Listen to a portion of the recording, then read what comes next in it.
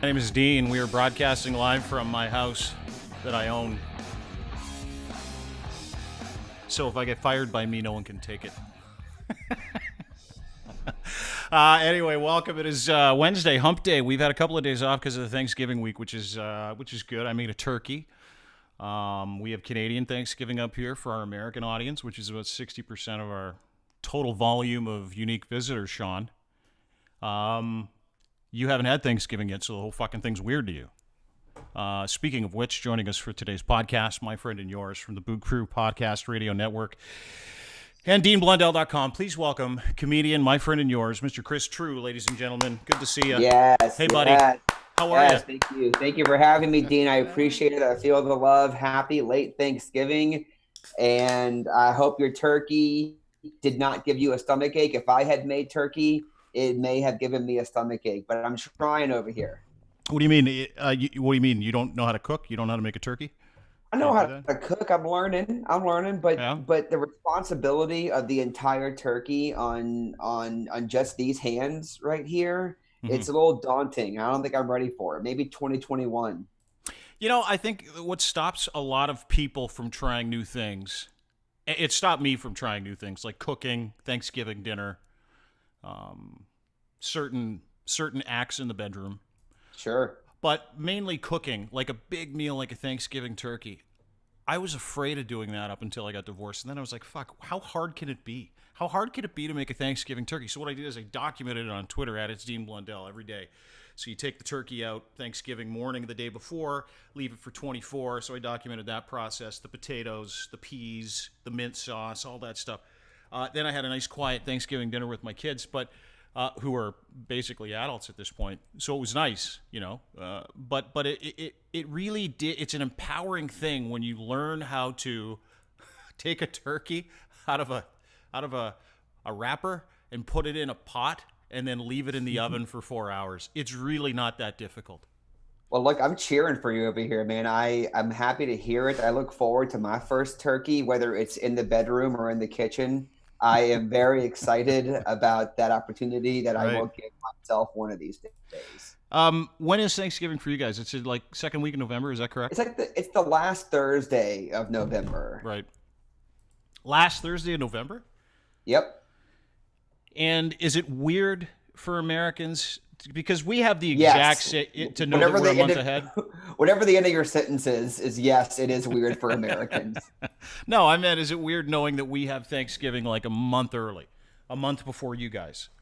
Yeah, I think if you're all in on Thanksgiving as like a national holiday, right. And I think maybe it's a little bit weird, but I think for most people, at least in my social circle, my demographic, I think Thanksgiving just completely means it means a giant dinner. It means college football rivalry weekend. And for me, it's always meant going to Las Vegas for an extended period of time because it's so cheap. It's so cheap to go to Vegas Thanksgiving weekend. So to hear that you have it a month early is doesn't really compute to me. I'm happy for you. If you want to have two of them, Dean, you can come on down to my house and I'd love to share Thanksgiving dinner with me. I'd love to come down there. I was talking to Ross from Boot Crew from the Pro Saints podcast, and he told me that the best food in the world is in Louisiana. And I told him I wanted to come down to New Orleans with you guys and all the group from Boot Crew, and I wanted to eat my way through the bayou. That's what I wanted to do. Dude, I will walk you from po' boy to daiquiri to gumbo. I got you, Dean. A po' boy and some gumbo. That sounds very Louisiana. Like if you're going to feed me two dishes at a New Orleans, it would make sense that those would be the two dishes that you'd be feeding me. Yeah, for sure. Especially if you were to say it's my first time and I need to have only two things. Explain the po' boy. Po' boy. Po' boy is because that's like slang for poor boy, right? That's what you're saying. Well, there's all kinds of reasons, history behind the name, but yeah, I mean, what it basically is two big pieces of French bread, and you put a bunch of good stuff inside of it. So it's all about the bread. You know, if the bread is, what do you put in a po' boy? So traditionally, what can you put in a po' boy is the better question. There you go, babe. traditionally it's going to be like a fried shrimp po' boy. Then you Yeah. say, do you want it dressed or not dressed? If you say you get it dressed, it's going to have mayonnaise, lettuce, tomato on it. So you might say, give me a fried shrimp po' boy dressed, and that's what you're going to get. Oh, There's also roast there's beef. like lingo that goes with po' boys. Oh, absolutely, dressed or not dressed, and Okay. dressed. It's like you. I mean, you can say like lettuce and tomato only, but basically the language is dressed or not dressed. For Right. a long time, people only did like the traditional po' boys, seafood and some roast beef maybe. But now people are flexing. People down here in New Orleans and all over the state are Trying new flexing. shit and they're po' boys? Yeah, now it's like, fried green tomato, barbecue shrimp po' boy, I do that. there's something called the peacemaker. A peacemaker po' boy is like fried oysters, Right? and I believe it also has bacon on it. I might be getting that wrong, but there's a po' boy festival here in New Orleans. It's the real deal, Dean. It's gonna There's put a you on whole your ass. festival of po' boys? It's called the Po' Boy Preservation Festival. That sounds incredible. It's like an Yeah. entire festival. That's how you know you're in America? It's a whole fucking festival dedicated to a sandwich. Yeah, dude. There's also like a daiquiri festival. There's a tomato festival. Gotcha. All Yeah. kinds of food festivals down here. Why wouldn't there be? Why not? Yeah, absolutely. I see. That's something I want to do. I want to come down there for a Saints game. By the way, you guys are lucky to get out of that with the doink on the weekend. Yeah, don't stir us, baby. I want to come down there for a Saints game. I want to come down there for an LSU game. I want to come down to watch, to see if people will chase Bo Pelini down the street, who's just destroyed LSU football this year, which would be fun. And the other thing I want to do is I want you to make sense of something for me before we get into the podcast. Okay. So, oh, hi, how you doing? No, is that good? So, before we get to Chris Trew, our guest, comedian, host of a Good Morning to Gamble podcast at DeanBlundell.com, New Orleans native, very funny guy. He's got a Kickstarter for a book we're going to get into. He does sketch comedy. He's going to school.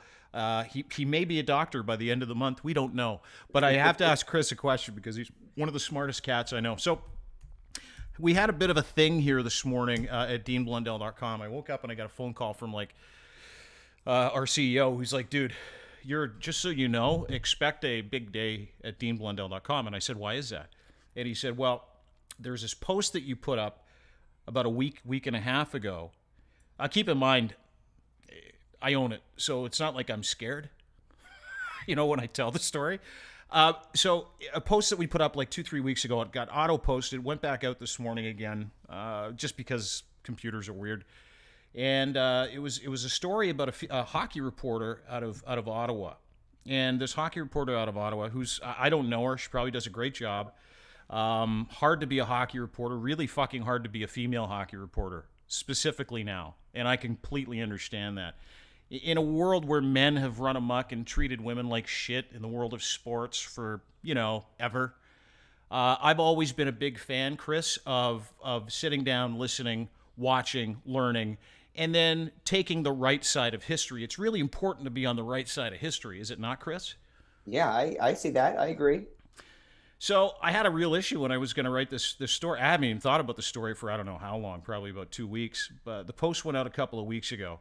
And the story itself was about this woman who had put up a post, a direct message she got from a hockey fan after putting out a tweet about signing a player. So they wanted to sign this player. Some guy, as you know, hockey, football fans do.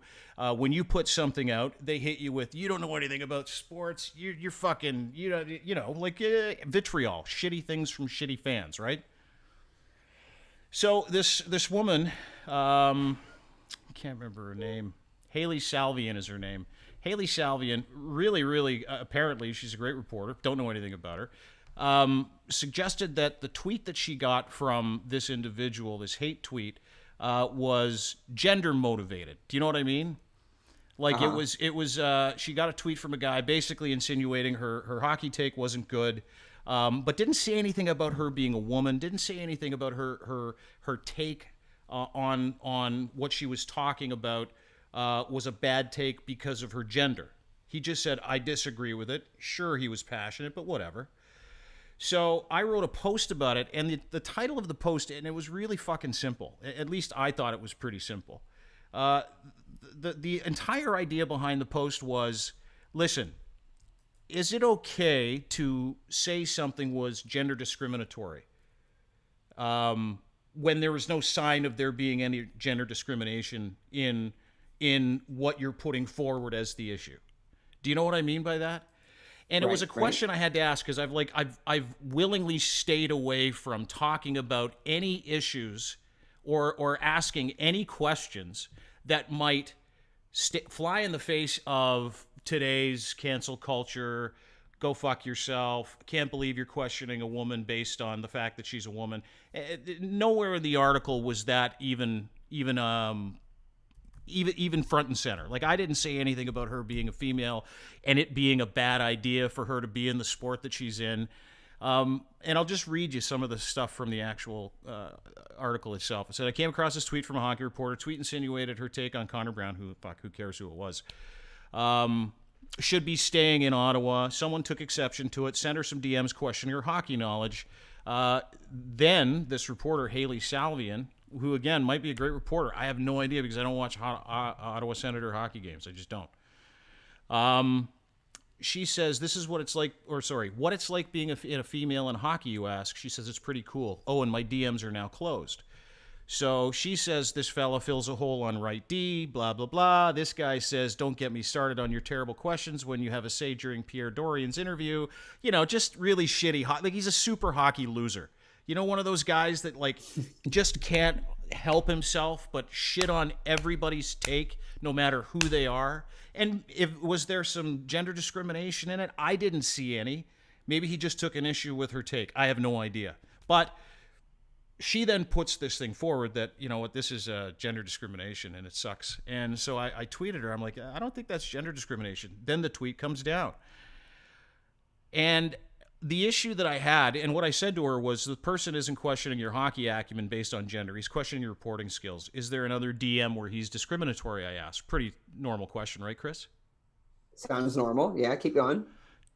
In the post, I say this. Anyone can weaponize a couple of DMs or text depending on their skin color, gender, or sexual preference. Optically, that's exactly what this tweet says if you get past her comment and read the messages she posted. So I can only assume she's willingly misrepresenting a critical DM as gender discrimination. And then I wanted to get something in there so that people knew I didn't want to be part of the fucking problem. And so I said, hey, listen, maybe she misfired. Maybe she's tired of defending her job and her sex, but gaslighting hatred is a really shitty way to go about it. So she has since, deleted all these stories. I forgot about this story and writing this story like 2 months ago. No, not 2 weeks ago, maybe a week and a half. So it was completely off my purview. Right? No idea. So today I woke up, went for a walk. I came back and I had 4,000 new tweets, new notifications on Twitter. We were trending #1 on Twitter this morning in Canada. And I was told to go hang myself. I was told to go fuck myself, which, listen, let's be honest. If we could, we would. Well, you can, but go on. I can't. I've tried. I've tried for fucking years.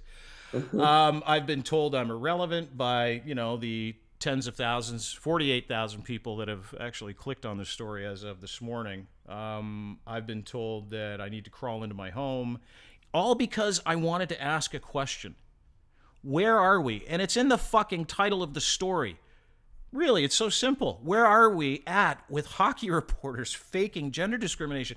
I don't care about the color of her skin. I don't care about what's between her legs or not there. I don't care about anything else. All this story was about is where and when can we call something that's wrong if it's attached to someone who isn't a white man?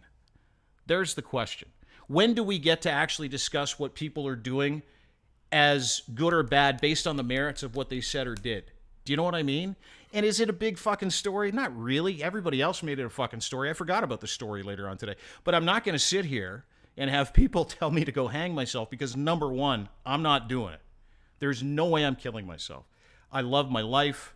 I love where I'm at. I love my family. I love my kids. And I'm definitely not killing myself when the people who are mad at me on Twitter are angry at me for one specific reason. Not that I was wrong. None of these people said you're wrong. Everybody just said go fuck yourself. You suck. And these are people with fucking blue check marks beside their names. Chris. Yeah. These are people that seemingly might have something together or something to offer. These are the blue checkmark brigade. Julie DeCaro, who's terrific. She's a sports personality, I believe, in Chicago. I think Julie is fantastic. I think there are a ton of great women in sports. I don't get me Tara Sloan, who canceled her interview this morning with us because we were going to talk to her on the 16th, saying, listen, these are my people. I don't want to get involved. Can we put off the interview? Fuck, absolutely. I don't care. This is not about gender discrimination. But as a man, no matter the color of your skin, you are not entitled to say something is wrong when something is wrong if the person that did something wrong is female. Is that correct? Like, is that where we're at? Yeah, Chris? I don't know, man. It's well, I think the first big thing is there's shitty sports fans like all over the place. Like people are Assholes. Down totally like and every fan base is like has the other fan base. They're like, yeah, all fans are bad, but these are actually the worst. Like for us here in New Orleans. Right. I mean, I know everyone's every team has shitty fans, but we always think, well, no, the Atlanta fans are the shittiest because they come at us about Hurricane Katrina or whatever. Every fan base has their own thing. By the way, what a terrible burn, a natural disaster that no one could avoid. Oh yeah, you had natural disaster. Oh yeah, you had the worst natural disaster. I know, right? Well, they had Dan Quinn, so but the thing is that sports fans can be so fucking stupid sometimes, and there's this guy who was coming at her in her DMs or whatever the situation was. Yeah, just an asshole, just an entitled asshole who thinks that he knew more than her. Yeah, and that's which that's its own problem. I think that but I think that because of the way the world is right now, there is so little room for nuance in situations like this, and I think that. I also don't watch the Ottawa Senators, and I don't know who this person is. You're not but not that she's a bad person. Listen, I've made a fucking ton of mistakes. All mine are documented, bought, and paid for. When you say sorry, you're sorry, right? Yeah, and I don't want a fucking sorry. I just want to know, when are we allowed to actually have a conversation about the merits of wrongdoing when it comes to who the person is? Yeah, that's all I want to know. Like I don't look at the color of her skin. I don't look at her seemingly very nice hair.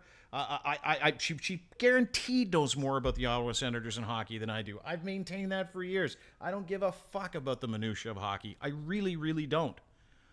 But that doesn't make me a bad person for saying, where are we at with reverse gender discrimination when it's faked? Like, what? I would just, for my own purposes, I would like to know. But you know what's happened is that I kind of answered my question, Chris, by actually going on Twitter. Anytime someone has the opportunity to look like they're on the right side of a social issue without actually reading the article, of which I said maybe she's just tired of all the sexism. If anybody sees something like it is like way more important to fucking get out in front of it and be on the fucking right train than it is to actually have public discourse. Do you know what I mean? Than it is to actually answer the fucking question, which is why I asked the question. And no, once again, I'm not bothered by your hate tweets. I don't care. I bathe in them. If I could, I'd internalize them somehow. It's the best because there's a reason why we were trending and still are trending #1 on Twitter. I think we're still #1 on Twitter, if I'm not mistaken. Yeah, we are. Look, there's a reason. And that reason is I asked a fucking question that no one wants to answer. All they want to do is yell and call me names and tell me to go kill myself. But on the merits of someone making something up, no matter the color of that person's skin, no matter what it says on her driver's license, we should be able to talk about it. Correct? Or am I wrong? I think it's a worthy thing to talk about for sure. And I think that I think, Dean, the situation would have been significantly worse if you had not said some of the things you said in the post about like you called out that there has been problems with sexism in sports reporting. Like you know that's true, and like you mentioned how shitty that is. Like you're not out here saying the opposite or promoting No. I don't think you're promoting sexism in sports. Fuck no. Men who send a woman or think of a woman as less of an individual professionally are fucking useless. Men who tell a woman that, or think, like to think in your fucking head that the human being sitting next to you is worse at that job that you're trying to do because of her long hair and how she smells and the fact she has different genitalia than you, means you're a fucking moron. And I've said this for years, just years. And I wanted to make that painfully clear in the article. But you see, the problem is that no one reads the article, Chris. They just see the headline, see someone they respect in the industry go nuts, and then they go, "Fuck, I'm on the train. I'm on the moron train today. Let me jump into this fucking thing with both feet and act like a huge tool, and then let the whole thing die." Because what's going to happen is this will die down, and we'll still be afraid to ask the fucking question. When, based on the merits of wrongdoing, do we have the ability to talk about those merits and who the person was? And it seems like, and I could be wrong, Chris, more people are trying to be on the side of, being historically right than actually having any kind of public conversation about it. Does that make sense? Or am I wrong there again, too? It makes a lot of sense. Well, I'm glad that you are, I don't know, glad you're in a good place about it. I'm glad that you haven't hung yourself. And I'm glad that how weak would that be if I was like, you know what, they're right. Yeah. I'm listening to J Bo 45561, and I hung myself in my kitchen during my podcast. Yeah, how bad would he feel? Man, you should see that guy's face after I killed myself. Well, you won't see it. So. It's a crazy fucking world. I love it. I just got a new tweet from @WadeHamptons. He says, "Hey Dean, eat shit, you sad, pathetic loser." That's from @WadeHamptons. I just got another tweet. Actually, they started to really fucking slow down. Says the guy making life look about as hard as he possibly can. That doesn't make any sense. Here's a good one. Delete yourself, you snatch grabber. Apparently, I'm a snatch grabber now. Go fuck yourself. I've got a lot of go fuck yourselves. And now all of a sudden the hockey ladies are coming out to support me. This is like literally what it's like to watch the pulse of Twitter in fucking real time, isn't it? It's hilarious. It's like the people don't really think before they actually type, which I have to, or else I'm in deep shit. Yeah, Twitter is not great. It can be fun, but also not great. But hey, Dean, buddy. That was an important, an important segment, something that's happening and big things happening in your world just now. But I got to say, you still found a way to jab at my New Orleans Saints during this first segment. Yeah. You still found a way to roast the team that me and the Boot Crew have with open arms invited you to come and enjoy the black and gold fandom. Meanwhile, last night your Buffalo Bills duked the bet up. No, they didn't. No, they didn't. Derrick Henry ran us over. Did you see him? Did you see him shove what's his face to the ground yesterday, Josh Norman, like he was a 3-year-old? It was literally like watching child abuse watching that game. Dude, like watching him run people over, throw people around. It was a great game. Josh Allen had a tough night. He threw a couple of fucking terrible interceptions to Malcolm Butler. Give credit to Ryan Tannehill. Derrick Henry's a beast. I hope nobody gets COVID. That's how I felt about last night's game. The Bills are due to lose one. Josh Allen isn't the fucking savior. He's no Tom Brady. And I still can't get over why Jameis Winston isn't starting for the Saints. And that's when I'm going to be a fan. I want Jameis Winston in that game. I want to see a famous Jameis Winston's crab legs go for like 400 yards and 5 touchdowns and 13 interceptions in a game. That's when I'll be a fan. Dean, I'll see you in 2021. I'll send you a Jameis Winston number 2 jersey, custom fit for your Canadian torso. I will. I'll take care of the shipping. I take care of everything. See you in 2021. Saints fandom on hold. Drew Brees isn't going anywhere right now, Yeah. dude. He's not going anywhere. There's no way. Still There's looked no good way. too, didn't he? Like, game was a He looked question. better. Yeah, but He looked keep way in mind, you're better. a fucking field goal away from losing that game. You're a doink away from, losing that game. Well, look, the greats find a way. Yeah, I guess so. Can you tell me something? Are you guys like, because football's coming to an end real soon. I know I say real soon, but in the new year, and I know you got the Pelicans that are going to start up. Have you given any thought to, by the way, Chris Trew from a Good Morning to Gamble podcast at DeanBlundell.com, one of 21 offerings at DeanBlundell.com now with over 20 bloggers and 6.5 million unique visitors to date. Big day today, too. Big. Real big. Like, huge. Anyway, have you thought about bringing air sex back? Because I don't think what people know about you is Chris Trew is the inventor of air sex, which is air guitar, but, sex. It's fucking. Well, yeah, absolutely, Dean. Air sex is the most important sporting event in the world. It's we have filed the paperwork to get us in the Olympic Games. A lot of red tape involved there, but this is a very serious sporting event. I am the host and commissioner, and air sex is like air guitar minus the guitar. Right. That's basically how it works.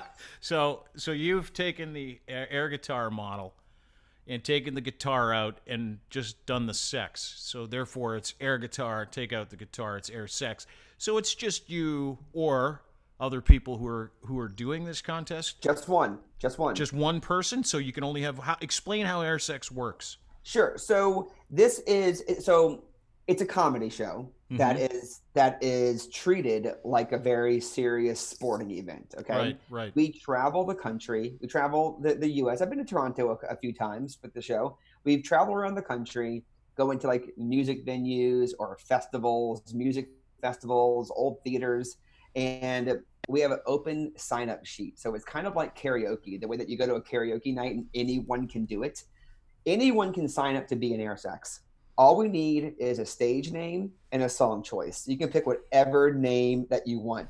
A lot of people name themselves after sex moves or weird nicknames. That's old school, eh? Like the sex move one. Like, how many dirty Sanchez's have you actually had to entertain at one of these contests, or how many country blumpkins?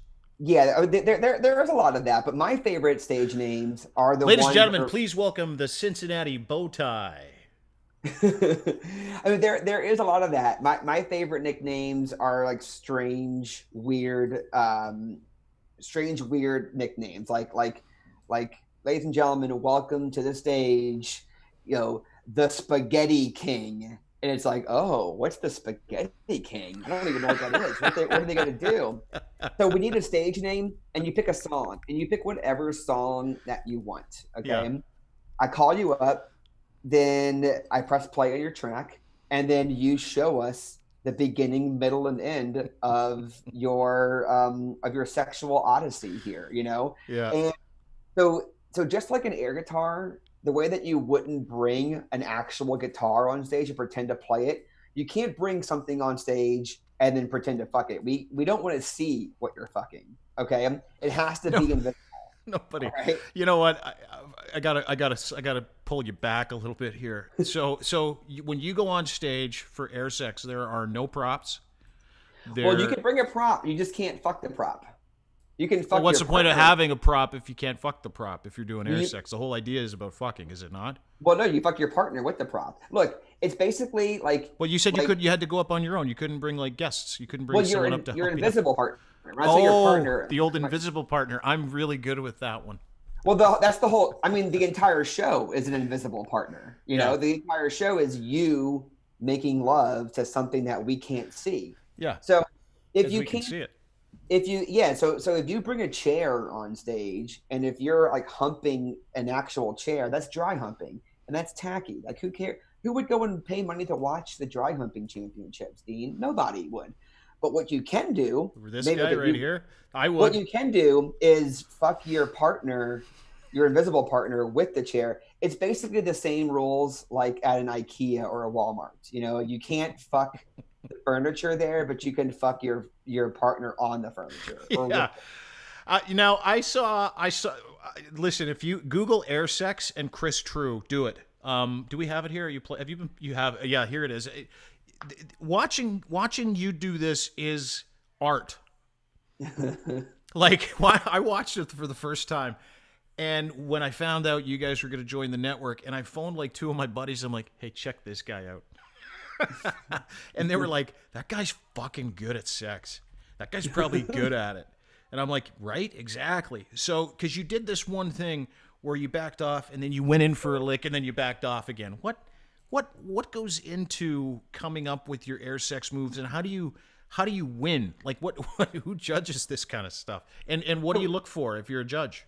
Yeah, so we have a panel of celebrity guest judges in every city we go to. You know, it's people from the media, it's people like local comedians or pro wrestlers, basically people that like do things that I do too, you know, and they sit behind a table on stage and they give commentary after every performance. And so they might ask them questions like, oh, where were you? Or what do you call this move? And there's not an official scoring system. It's more like who turns you on? Is it actually, boner related? No, we actually are very anti that. Anti-erection?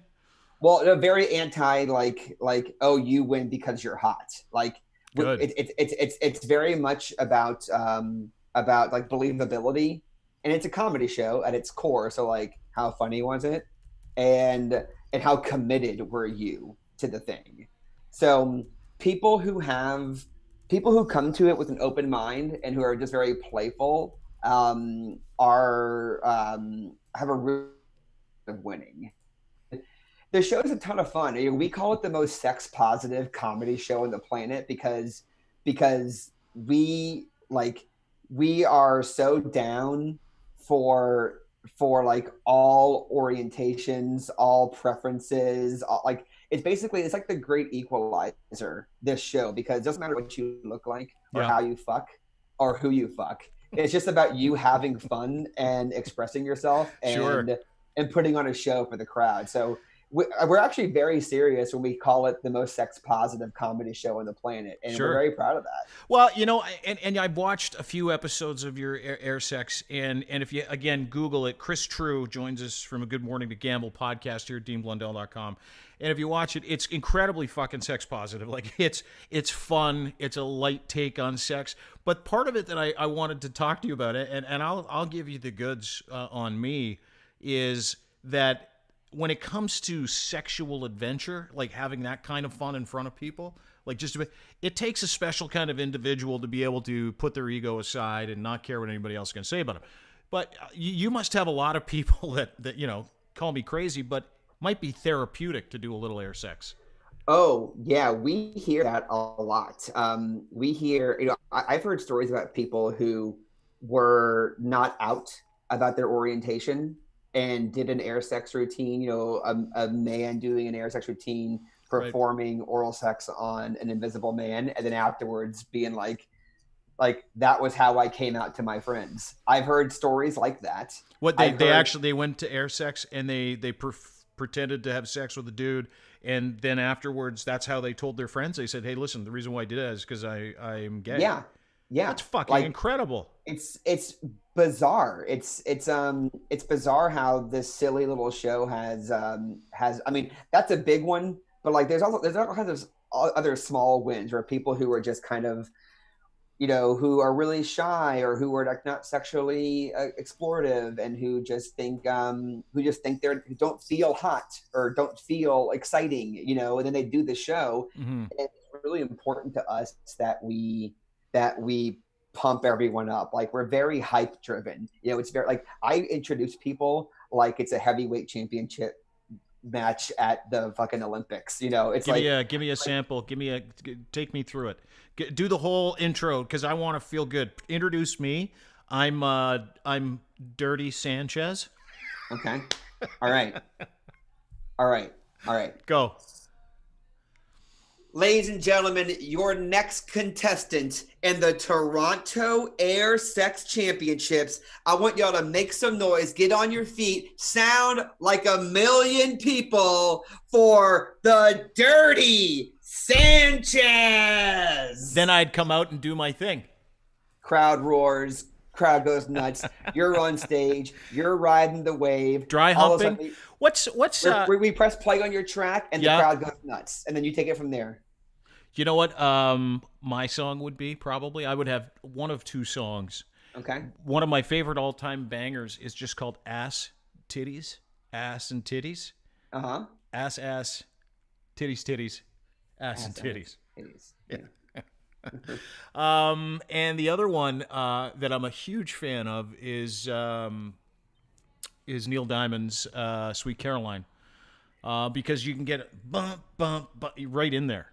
So you had the right train of thought. The best air sex songs are the ones that don't like equal sex, but you can make it about sex. You know, like, so when we press play on Sweet Caroline, as you're up there, the crowd's going to be excited, and then they're going to be thinking, how do you have sex to Sweet Caroline? And then you're going to show them. You're going to show them.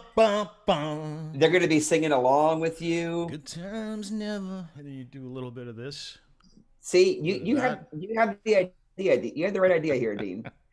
I can't. That's the see, I'm at that age. I'm at that age where like air sex is only appropriate if you're doing it on stage for a lark. But if you do anything like this, you know, out in the open, you get in trouble. Yeah, you shouldn't do that. Probably. No. Do it on stage. Yeah. Do it at my show. So how long has this air sex been going on? And when are obviously, you know, pandemic related, you can't do air sex in a room full of people right now. So you're obviously on hiatus, but when and where could air sex pick up again? Because you've been around the world with this air sex tour. You've taken this tour to countries that people can't even pronounce. This is the original social distance show, because you are way more than 6 feet away from your sexual partner at an air sex event. So we can't wait to come back as soon as we're able to tour. Mm-hmm. But we've been doing it since the first tour was in 2009. The first ever air sex show was 2007. Oh, shit. 13 years ago. I went on my first tour in 2009, and I haven't stopped since then. So are you familiar with the El Macombre downtown Toronto? El Macombo just opened up, bought by my friend Mike Weckerly. So who turned it into like a whole thing. You performed at the Elmo? Oh yeah, twice. Oh my God, was it packed? So yeah, well, great one time, fucking place for a live show. One time wasn't. But we, you know, it's crazy that, and I laugh about this a lot of times, but this really like respectfully raunchy, strange show has performed. Done it at some like really iconic venues, and it's like wow, I'm at like the Mercury Lounge in you know, in downtown in New York City, in Manhattan, where it's like, oh, like Nirvana and REM played here. You know, it's like, oh, I'm performing at, you know, this like legendary theater and the Paramount Theater in Austin, Texas, and right. it's like, how did this happen? And it's just a really ridiculous, weird spectacle of a show. And I'm very grateful and I'm very fortunate that that I figured out how to do it in a way that was playful and exciting, and that so many venues are open-minded about putting this really weird show on their stage. Do you ever get someone who took it too far? You know, someone who gets up there and is like, I'm going for fucking broke, guys, and they gear right down and hand start the old one-eyed yogurt thrower on stage. Like, have you had to kick people out? Give me some horror stories. Yeah, well, there's Dean. The good and bad news about this question is I probably have seen everything, and I invite seeing everything all over again. It's kind of the nature of the beast. But some of the things that happen on a regular basis, I can also pinpoint the locations too. Yeah. Please do. Give me those examples and pinpoint the locations, because I need to know where these weirdos are. Almost every time we're in Portland, Oregon. Almost every time. Sleepy Portland. almost every time we're in Portland, Oregon, someone, a woman takes all her clothes off, which, you know, we are, Terrible. we're not allowed to, we don't encourage it. That's you know, bad. That's we're bad. like, Unless they we're like, want to, then it's good. we're like, this is a fully clothed thing, you know, but Yeah. that happens a lot. We've had people take it upon themselves to like create like yogurt cannons and act like it was a dick and then shoot the cum, you know, the quote unquote cum, which is actually, you know, Come on. Are you serious? It's like going to a Raptor game and they shoot that cannon in, except it's full of fucking yogurt. I don't know anybody, even if you're at an air-sex show, who wants to be hit in the face with a whole bunch of Activia. And the venues are often like, hey, try not to get your cum on the soundboard, you know? So sound, you know, the AV crew never appreciates it.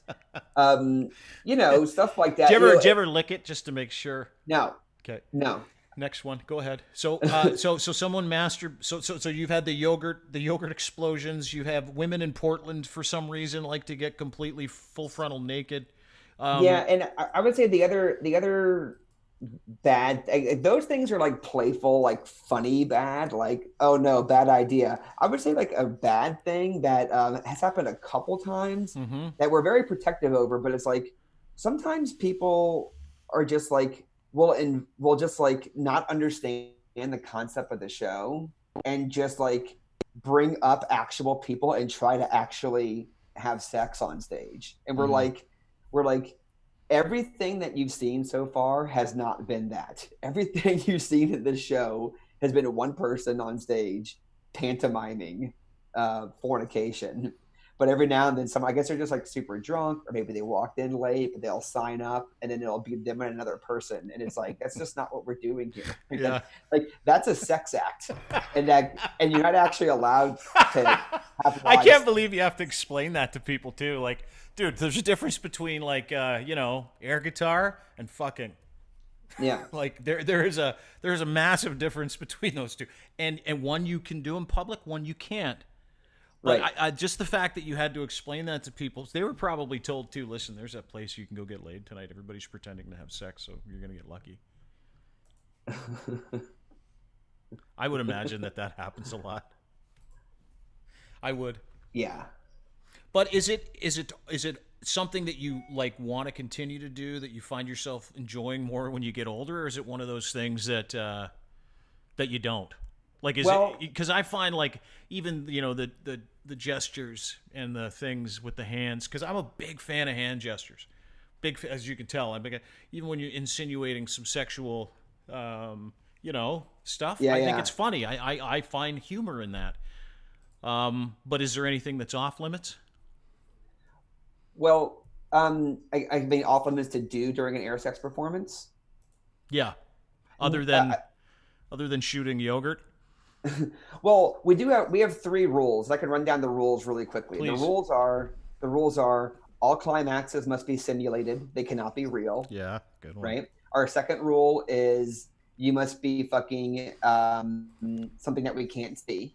So in other words, we reward you for fucking nothing. Yeah. And then the third and most important rule that we're very clear is kind of what I alluded to earlier, that air sexist has like a zero tolerance for people being shaming. So it's like nothing that's hateful, nothing that is, you know, that is like making fun of people's orientation or what their preferences are. Like, we're very celebratory. Good. So as long as you don't do any of those things, it's clear. Like, the coast is clear. Yeah. Do what you want to. So you can go up there and you can fuck an ant. You could I mean, not like an uncle ant? Not like your Aunt Sally. I mean, well, you could fuck your Aunt Sally. No, I can't. I mean, in air sex you could. No, I wouldn't. I'd be hard to get motivated that way.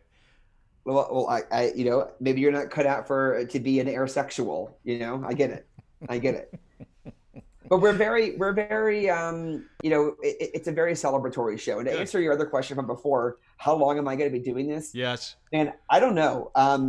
I truly love doing the show. You know, all comedians want well, well, all comedians want the show that is like the meal ticket, basically. It's like, oh, I did stand up for 10 years, but then I started hosting this show, and that's what Became your brand. It's that something became that, my yeah, thing. yeah, yeah. So I'm very well aware that I'm very lucky that I found that fairly early-ish in my career. And so to say that I just don't want to tour with Air Sex anymore would I would not have the opportunity to go and travel and play these festivals and do these different talk shows and whatever. But there's got to be a point where like I have hosted my last Air Sex show. Yeah, You know, exactly. there's got to be a point where it's like I need to pass the baton to Yeah. the next king or queen To the of next the Air brand. Sexer. Yeah, and that day will come, I'm sure. It's not in the near future. You know, we played. There's this big event in Key West called Fantasy Fest, which is kind of like a sex themed Mardi Gras festival of parties, and we performed there last year. And heck, 400 people showed up. You know, it's like I can't let that go. You know, Mhm. we performed at the Buffalo Chip Music Festival every summer. Yeah, that's so much fun. They put me in an RV and I get to hang out at this festival for a week. I can't give that up right now. So I still feel You know I what? still feel In the middle of a pandemic, this guy has a yearning to go on the road in a fucking RV with a bunch of people screaming and yelling and swearing and throwing yogurt all over the place. This is a guy that loves his fucking job. yeah, man. Yeah. Like, this is a I guy do. who's still. I say, even after hearing the passion in your voice, you should never fucking give this whole thing up. Because there's a point where someone's livelihood, if it's risque, becomes creepy. Like, I think Totally. Amber Rose. What is Amber Rose going to do when her kids are like, 18? And her mom is. I have no problem with what Amber Rose does. In fact, I find it quite attractive. I enjoy watching Amber Rose do her thing. I don't have an only members account. But then watching you do the air sex where you get in for the dip and you got this and you're pulling it in and then you're doing that and you're stretching it. There's going to be a point where, your grandkids are going to look you up on the internet and go, much like me, I guess. Well, hopefully I beat him to the punch. Hopefully I beat him to the punch and I get to explain it. But also, Yeah. Dean, these grandkids, they don't exist. And they never will. You're not having kids? You have no desire to push out the kids? Zero. Big donut. I'm at that stage of my life too because I've been through a marriage and a relationship. My kids are older, and I was thinking about it yesterday. I was going for a walk. I like walking now. I'm a big fan of the walking. You go for a walk in the morning, go for a walk at night. Love it. I was going for a walk the other day, and I was thinking to myself, there's this public angst everybody has when you are divorced and don't have a girlfriend or boyfriend or don't have a significant other. They're like, oh, when's he going to meet somebody? Did anybody ever think that I didn't want to? Yeah. Or like you, Chris, when is Chris going to have kids? He's getting older. He ain't. Does anybody consider the fact that you don't really fucking want them? Like, it's okay to be that way. It's okay to not be in a relationship. It's okay to not have kids. I applaud you, sir, for your harsh stance on procreation. Well, thank you. I don't begrudge my peoples who are into creating other peoples, but it's just, as far as I'm concerned, not going to be able to do it. Not for me. Good. It's all good. Good. And you know what? I am a big, big fan right now of Solace. I'm a big fan of riding this crazy life wave as far as it can take you without anybody else on that wave, because the wave gets crowded. Do you know what I mean? Like, Hey, that sounds like you're gearing up for an air sex routine. Hey, quickly tell me, because you started this Kickstarter thing for a book, and I want to talk about it. Chris Trew is our guest. Good Morning to Gamble, the name of the podcast at DeanBlundell.com. Please check it out. Go ahead, Chris. What is this Kickstarter for the book? Because you're doing a sketch comedy book. Is that what I'm understanding? So it's called How to Build a Comedy Scene from Scratch, and it's part memoir, part how-to guide. So I have founded a handful of comedy venues, two in Austin, which I'm no longer a part of, just moved on from that, and two here in New Orleans, and another one in Dallas. Just like starting comedy communities has been a thing that I've always been really good at and that I enjoy doing. And I wrote a book called How to Build a Comedy from Scratch. I went ahead and printed up this picture of the cover. But it's basically it's a memoir, Right? part memoir. So the funny stories of like failures I've had with starting comedy shows or comedy theaters and things that I've learned, but also a how-to guide. So that basically, Mary in small town Washington, Bill in small town Maine, who wishes that they had a comedy scene wherever they live, that thinks they have to move to New York to pursue comedy. They think they have to go to Chicago to do This comedy. is like a how-to. It's a how-to to start an entire comedy scene in your hometown if it's super lame. That's incredible. Yeah, and so so the Kickstarter is live right now. The book is written. The book is edited. It's done. The cover's designed. All that good stuff. I just basically I'm independently publishing it for two reasons. One, because that's just the way that I am. I'm just like a DIY, do-it-yourself person. But two, as far as the nature of this project is concerned, I wanted to do it. I wanted to I'm telling people that they can do it for themselves, and I didn't want to wait for a publisher and do it on their terms. I'm doing it on my terms. So I'm using Kickstarter to basically pre-sell books. So the Kickstarter is not help pay me money so that I can take off work to write my book. The Kickstarter is just buy my book right now. And of course, there's other rewards. I love it. So you hold it. Let me back that train up. I love backing the train up. So what you're doing is you're writing a book, and what you're doing is writing a book and selling the book before you write the book. If you contribute to the Kickstarter, you get the book. So it's essentially you're buying a book that hasn't been written yet from you about how to start a comedy. The book is written. The book is written. Okay. Yeah, that's what I'm saying. Like everything is done. Everything is done. I just want to. I'm basically using it's like the angel investing, and I'm using people. I want people to buy the book to pay for me printing them all up. That's all. So I'm not waiting for a publisher to greenlight it and then all the red tape that's involved with that. I'm just doing it myself. That's it. The book is written. The cover is done. Everything is ready to go.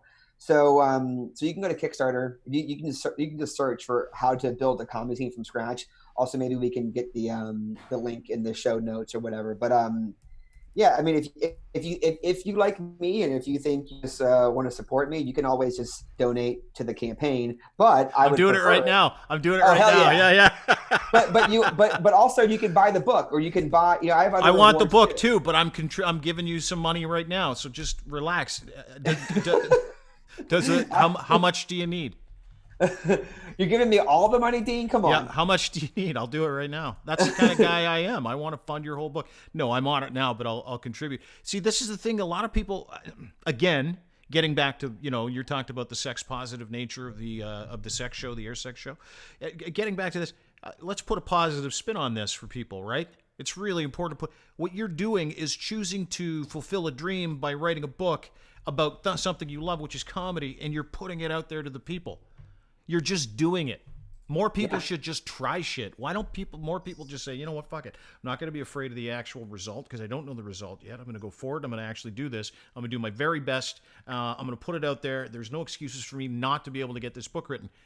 That is a great life lesson, Chris. Well, thanks, bud. Yeah, that's how I am. I just want to keep making things, and it'd be cool if people watch them, read them, listen to them. But I'm going to enjoy myself. I'm going to enjoy the process regardless. And yeah, I'm grateful for anyone who you will now. I just put $25 in your Kickstarter. Can you give out the address here real quick? Boom. The address, your personal address? No, the Kickstarter address. How can people contribute? Yeah. So, well, it's a long-winded address, but if you just look for how to build a comedy scene from scratch, you'll find it. So I'll tweet it out and put it on. It's on my Instagram. It's on my Twitter. At Chris Trew, both. Yes. Yep. And and if you don't want to back it right now, you can always click the little button that says "Remind Me," and when there is 48 hours left, you'll get notification, and you can be a part of it then. But all kinds of fun rewards. I'm offering like creative coaching, a Zoom improv class, all kinds of other stuff that I do as part of the rewards from this Right, book. right. But most importantly, it's about you actually buying the book. That's very important when you're selling Yeah. a book. Hey, Chris, listen, I know you got to split, but I wanted to thank you for bringing props this morning. I wanted to thank you for explaining air sex, and I wanted to thank you for letting me work through the gender equality issues that we have in society today with you on a podcast. I appreciate it. Hey, I appreciate the platform Yeah. to chat and shoot the shit. And Yep. thanks for letting me yap about air sex. And I'm happy to be a part of this network. Thanks for having me, Dean. Dude, so happy that you're here. Thank you very much. Chris Trew, a Good Morning to Gamble is the name of the podcast. It's at deanblundell.com. And our friends at Boot Crew Media. Check it out. Thanks, Chris, for doing this. We'll talk to you soon. Really appreciate it. At Later, Chris y'all. Trew on Twitter. Thank you very much. We're going to take a break. I am going to come back, and I'm going to finish this podcast on my own. Something that up to this point I was deathly afraid of. But I thought, when you're getting kicked in the face and trending on Twitter for pointing out common sense, who fucking cares? Just go for it. So I'm going to take a break. I'm going to go pee because if I don't, I'm going to piss my chair. And I'll be back in like 2 or 3 minutes. I'm going to get a coffee too. I'm not going to hang in there. Live stream is back. We'll get to some of your tweets. All the tweets. This is my favorite part. This is why God shined on me this morning. This is the kiss of the content angels saying, Dean, we're giving you something to fucking talk about today. A ton of hatred. We'll get to that next on the Dean Blundell Show podcast here at deanblundell.com.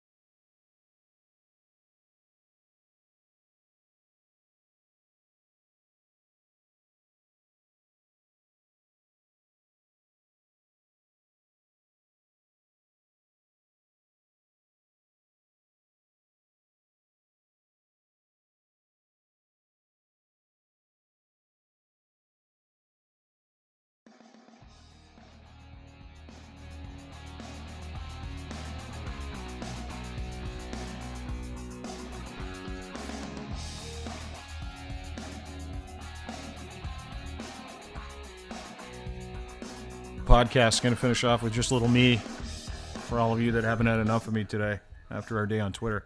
I've fucking had enough of me today, so it's not like I'm unrealistic about less of me. I'm sick of me. Anyway, I wanted to get to some tweets. We don't have any tweet music, do we? Like really happy, positive. We're going to put it in tomorrow, or are we going to do it tomorrow? I wouldn't mind having some. Like that.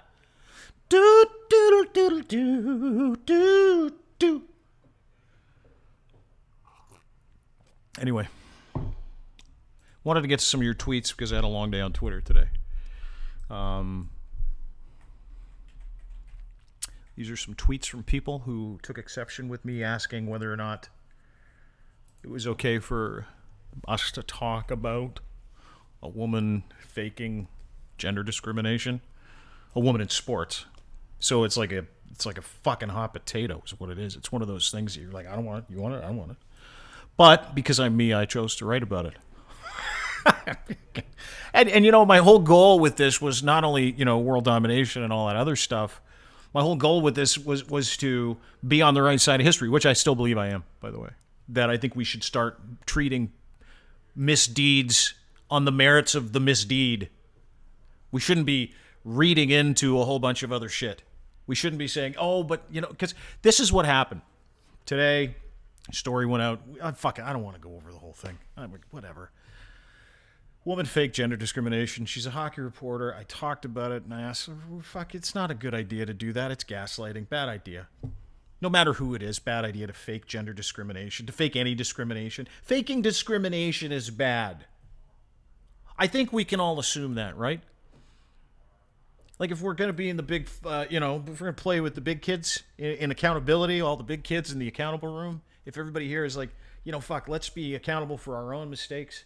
Every mistake that you make is owned for, paid for, learned from by the person who made the mistake. I made tons of them. Someone tweeted me today, oh, didn't you get fired for homophobic commentary? Kinda. Didn't you used to make fun of women all the time? Yes, I did. Didn't you used to make fun of people who were gay? Yes, I did. And fucking felt terrible about it. Still feel terrible about it. That's why I don't do it anymore. That's why I try to approach things from a different perspective. Like walk a mile in their shoes sort of perspective. And I guess from that perspective, I can understand some of these tweets from people. So when I asked in the question, is it okay, where are we at with gender discrimination, fake gender discrimination with women? These are some of the responses that I got. Once the blue checkmark brigade actually piled on. These are people with blue check marks. They're like, fuck you. We see a fun thing we can jump on. There's a lot of right fighters on Twitter, I've noticed. And you guys are the fucking best. You make life entertaining. You make my Twitter feed entertaining. For fuck's sakes, right fighters and cancel culture. You know what? And I hate I hate talking about cancel culture because then what you do is you get lumped in with people on the right, and I fucking hate the right more than I hate the left. I do. I hate every extremist on the right much as I hate every extremist on the left, just as much as I hate every extremist that took time out of their day to fucking email me or tweet me today and call me a misogynist or an asshole for saying, I don't think a woman should be faking gender discrimination. I don't think anybody should. It's not the kind of time we need to be doing that. Like, it's divisive and shitty, which is what I was saying. Anyway, here are the tweets that I got back. Maybe we should get some music for this. I feel like we need some Zamfir. I got some.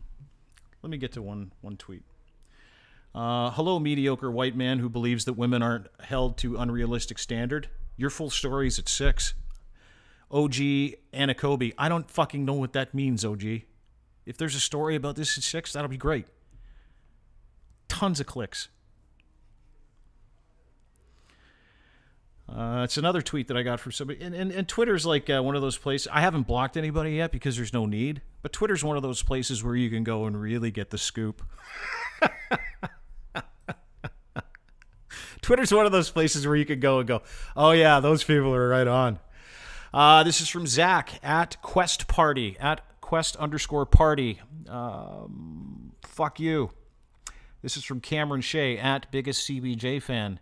Why don't you shut the fuck up and stay that way? This is from @PeteStory771. Crawl back to your dumpster, kill yourself. We never want to hear you again. Just so you know, I'm not. We covered at the start of the podcast. In no way am I going to take my own life over tweets. Like each person that has tweeted me today and told me to crawl underneath my rock. I live in a nice house. That's because I'm accountable. Here's another one. Dean, you should take your own advice. There are better things to tweet about prior to writing your idiotic trash take. Nobody's faking gender discrimination, Chief. Yeah, she did. She totally faked gender discrimination. I have the receipts. So don't tell me that she didn't, this person. Don't tell me that something isn't the way it is. I'm fucking tired of people telling me something isn't the way it is. And here's the other thing. Because this person who authored this fake, discrimination story, because this person authored the story, everybody here, not one person has tweeted and said, you're wrong about your take. What they have said to me is, you're an asshole for bringing it up. What? Where the fuck did that start? How did that start working like that? How are we in a world where when someone fakes something, you don't go, that's fake, and everybody goes, yeah, that's probably wrong. You shouldn't do it. Instead of telling the person who called it out that they're a fucking loser. When did that start? Is that new? Are we doing that now? Is that a new thing? Because I love it. There is absolutely no way, and I just wanted to say this because I got to go. I got another podcast with Darren Pfeiffer, formerly of The Edge, 4:30. Got a lot of podcasts. I just want everybody to fucking get along and have an intellectual conversation about the fun parts of wrongdoing. Listen, did she screw up? Sure. Do I care? Not really. But this has evolved into a different conversation. So when people go, you spend so much time on it. No, I'm spending time on whether or not people are allowed to physically, verbally ask a question about someone who does something that isn't right. That's it. Or are we staying away from certain people? Do we just give certain people passes just 'cause? Think about that. It's not like I really give a shit. I'll tell you what, though, it drives a ton of traffic. And if you really want to know what I'm here for, I'm here for that and to make the world a bit of a better place. You can't do this job and want to leave the world a shittier place. So I'm not going to engage, swear back at people. There's no point in that. They're all silly. But what I will say is this. I'll call it out every time. I don't give a fuck who it is. If it's me, if it's somebody else. You should do the same thing. And for every single one of you. And like, these are fucking literally, and I'm not kidding you, Sean. These are people that have real jobs. These are people that are like, and all of them Twitter verified. These are like Eric Engels, Ian Mendez, Julie DeCaro. These are Blake Murphy, who I gave him his radio start in fucking radio. I said, hey, bring that kid on to do some basketball. He's good. He's really good. He was smart. I had discourse with him. He was actually pretty good. But I mean, these are people that just fucking can't help but get their shit in your way. It's like this fucking thing where they're like, hey, hang on. I gotta, if you just hold that thought, I need to kite onto a tweet that I know nothing about so I can look good to all 38,000 people that follow me. That's what that is. And I know it is, and you know it is. And for you to insinuate it isn't is bullshit. At least tell the fucking truth when you're being sly. You know? At least if you're going to come after me again, at least be on the right side of fucking being right for a change. Maybe include some fact. Maybe include something from the world of reality. Maybe try to understand that no one probably really likes you in the real world, so that's why you're getting after me in the fake world. It's because the real world scares you. Don't let it scare you. Get out there. Go for a fucking walk. Relax. I'm good. Thanks to everybody for listening to the podcast. Thanks to Chris Trew for joining us. Good Morning to Gamble is the name of his podcast. You can get it at deanblundell.com. Big thank you to our friends over at Owner's Box. Owner's Box Weekly Fantasy Sports. This is the premier weekly fantasy sports platform on the planet. I played all weekend. By the way, went 1 and 3 on my fantasy matchups. 1 and 3. But hold on. 1 and 3 isn't bad when you've never fucking done it before. So I want everybody to get in on the fantasy. I want everybody to get on the weekly fantasy. I want people to sign up. Go to ownersbox.com right now. If you go to deanblundell.com, there's a huge thing on there. You can click on the Owners Box where you see Drew Brees at the top. Play with Drew Brees. Drew Brees wants to play with you. Drew Brees looked real good on the weekend, but Drew Brees wants to play with you. He's there. He's just hit it. He'll give you $5 just for being his friend. Ownersbox.com. Go there now. It is the premier weekly fantasy sports, and you'll never watch football the same again. Ever. I didn't. I was fucking all over my drafts this weekend. How am I doing in this one? How am I doing in that one? We're good. And by the way, Patrick Mahomes, good for fantasy points. Always. Anyway, thanks to our friends at Owner's Box. Thanks to Ed's Fine Imports, edsfineimports.com, where you can get a pair of Gitch. In fact, 4 pairs of Gitch for the price of 3 when you use promo code GITCH3. Do it now. edsfineimports.com. Thanks to Envision Digital Solutions, Masterpiece Productions. You, Sean, thanks to you. Even if you got mad at me on Twitter, thank you. At least we had a fucking conversation today instead of being scared to talk. And for God's sakes, be nice to each other today. I'm good. You can still hate me. Just be nice to each other because it doesn't bother me. Have a great day. Thanks for listening to the podcast. You can get us wherever you get your fine podcasts and at deanblundell.com. Sign up for the newsletter there. Be safe. Bye. Thanks.